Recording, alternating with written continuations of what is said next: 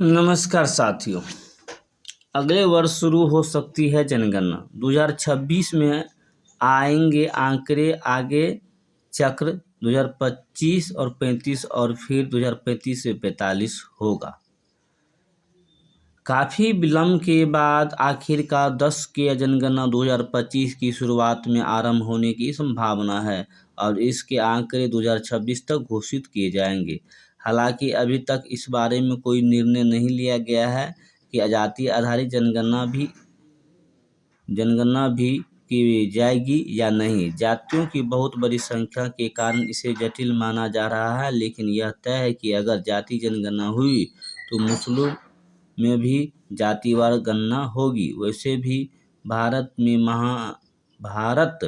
के महापंजीयक और जनगणना आयुक्त मृत्युंजय कुमार नारायण की केंद्रीय प्रतिनियुक्ति लगभग 2 साल बढ़ाए जाने से जनगणना की प्रक्रिया जल्द शुरू होने के आसार और बढ़ गए हैं। नियुक्ति से संबंधित मंत्रिमंडलीय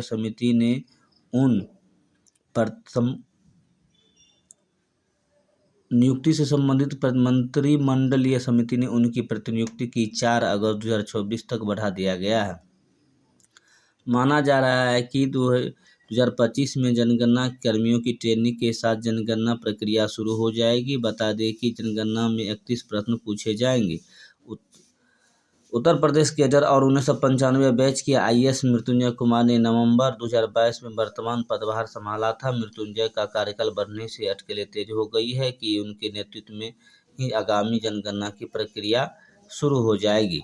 इसके लिए अगले बजट में जरूरी धनराशि का प्रावधान भी किया जा सकता है। उधर विपक्षी दल कांग्रेस और राजद उन दलों में शामिल है जो जाति आधारित जनगणना की मांग कर रहे हैं ताकि देश में ओबीसी की कुल आबादी का पता चल सके। कांग्रेस ने सोमवार को मांग की है कि जनगणना को लेकर के सर्वदलीय बैठक बुलाई जानी चाहिए और जातिगत जनगणना को लेकर के स्थिति स्पष्ट होनी चाहिए। 30 लाख से अधिक सरकारी कर्मचारियों को देनी है ट्रेनिंग। 2025 में जनगणना कर्मियों की ट्रेनिंग की प्रक्रिया शुरू होगी। जनगणना की प्रक्रिया 2 चरणों में होगी। पहले चरण में पूरे देश में घरों और उनके मौजूद पशुधन और अन्य भौतिक संसाधनों की गिनती होगी। दूसरे चरण में व्यक्तियों की गणना शुरू होगी। कर्मियों की ट्रेनिंग के बाद जनगणना की तारीख का ऐलान हो जाएगा। उसके बाद जेई मेन के पहले चरण की परीक्षा 22 जनवरी से शुरू हो रही है। देश भर के एनआईटी में नामांकन के लिए पहले चरण की परीक्षा 22 जनवरी से होगी। आवेदन की प्रक्रिया सोमवार से शुरू हो गई।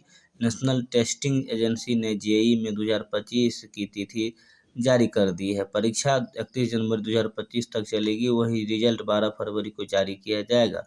पहले सत्र की अधिसूचना जारी होने के साथ सोमवार से आवेदन की प्रक्रिया शुरू हो गई है। आवेदन 22 नवंबर रात 9 बजे तक होगा। शुल्क का भुगतान 22 नवंबर रात 11:50 बजे तक किया जा सकता है।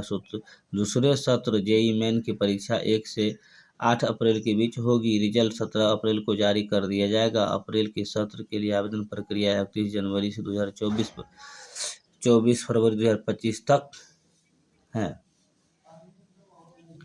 अधिसूचना जारी जनवरी के सत्र के लिए अंतिम तिथि 22 नवंबर। वहीं माय अभियान से बच्चों में कहानी पढ़ने की क्षमता बढ़ी है। स्कूल जाने वाले 6 से 14 वर्ष के बच्चों अब कहानी में पढ़ने लगे हैं। ऐसे बच्चों की कहानी पढ़ने की क्षमता में 13% की वृद्धि दर्ज की गई है।